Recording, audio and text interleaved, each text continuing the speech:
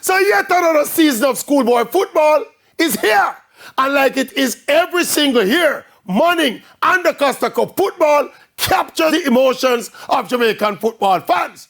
But just looking at the defending the Costa Cup and Olivier Shield champions, Clarendon College, in another impressive season opening performance, it's prompting yet another call for Clarendon College coach Lenny Hyde to be included forthwith in the national coaching setup, not just for his impressive winning record at Clarendon College, but more for the style which he gets his teams to play every single season. Slick passing and possession football. No matter the players who come in and out of the Clarendon College system, the quality and the philosophy solidly remains. And instructively, we're at a place where the national team cannot put two passes together.